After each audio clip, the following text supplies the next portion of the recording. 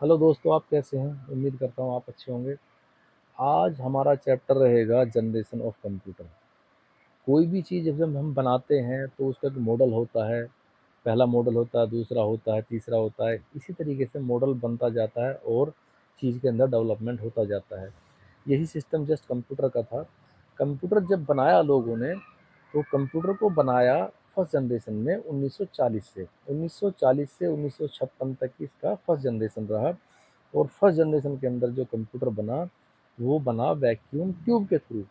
Vacuum tube just like bulb की तरह होती है। जैसे बल्ब जलता है, इसी तरीके से उसके अंदर रोशनी होती थी और इलेक्ट्रिसिटी से चलती थी।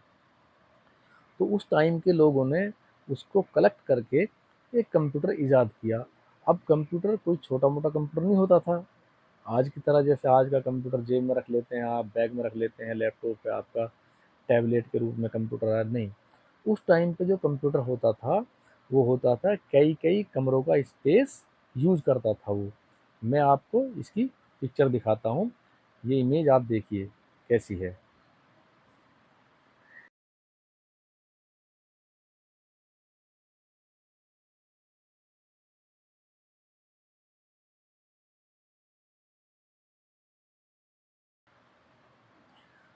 तो ये आपने इमेज देखी इसकी कंप्यूटर की। इसी तरीके से यू इसको वैक्यूम ट्यूब को कलेक्ट किया जाता था और उसको बनाया जाता था। इसको बना करके इसका यूज़ जो होता था वो आपके डेटा काउंटिंग के लिए होता था, कलेक्शन के लिए होता था, इंफॉर्मेशन रखने के लिए होता था। और साइंटिस्ट का जितना भी डेटा होता था उसको ये कलेक्ट करता था। इसकी जो एडवांटेज था, सबसे बड़ा एडवांटेज ये था कि इसकी स्पीड बहुत थी।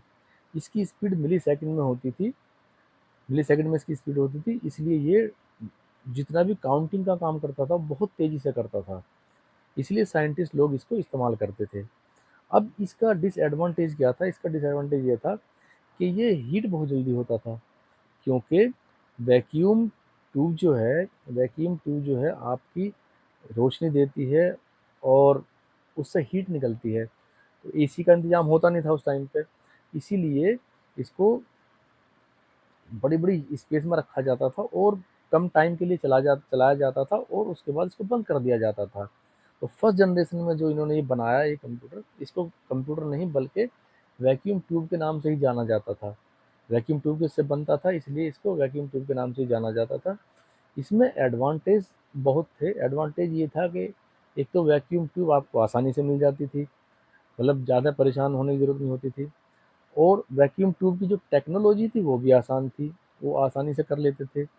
इसके अलावा जो आपका डेटा था, वो डेटा रखने की इसकी कैपेसिटी ज़्यादा होती थी। और मेनली जो साइंटिस्ट थे उनके लिए बहुत अच्छा था इसका सिस्टम। जो साइंटिस्ट लोग थे उनके जो भी काम होता था वो अपनी आसानी से इसमें कर लिया करते थे। अच्छा, इसके जो पहले मॉडल बनाए गए थे, इसके पहले मॉडल बनाए गए थे, एक तो IBM 701 था और एक IBM 605 था और एक इनैक्ट था। ये इस तरह के इसके मॉडल बनाए गए थे और इसके IBM कंपनी ने ही ये मॉडल बनाए थे फर्स्ट जनरेशन के। क्योंकि कोई कंपनी उस टाइम पे फील्ड में नहीं थी, यही लोग बनाते थे।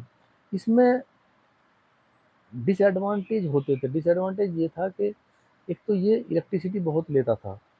इसको बहुत बहुत बड़े एरिया में होता था, तो एक एक तरीके से इसको चलाने के लिए, पूरे सिस्टम को चलाने के लिए इलेक्ट्रिसिटी की बहुत ज़रूरत पड़ती थी, जिससे इलेक्ट्रिसिटी का इस्तेमाल ज़्यादा होता था।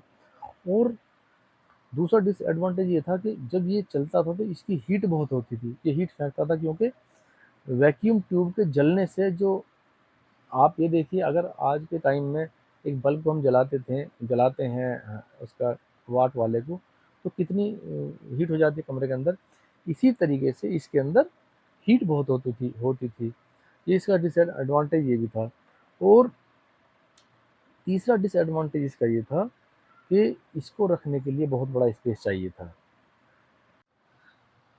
तो ये बात सही है कि इसको बनाना आसान था, लेकिन इसको रखना बड़ा मुश्किल था। क्योंकि रखने के लिए इसको स्पेस चाहिए था और स्पेस सब जगह नहीं होता था। दूसरा ये है कि इतनी हीट होती थी कि एसी का इंतज़ाम नहीं था, इसलिए बहुत सोच समझ के इसको बनाया जाता था। तो आज की इन्फॉर्मेशन में हमने किया फर्स्ट जनरेशन, और फर्स्ट जनरेशन के बारे में हमको जो हमने बताया आपको, बहुत कलेक्टिव और बहुत अच्छी इन्फॉर्मेशन थी। आप इसको पढ़िए और देखिए, और मेरी जो वीडियो है इसको आप शेयर करते जाइए और सब्सक्राइब कर लीजिए मेरे चैनल को।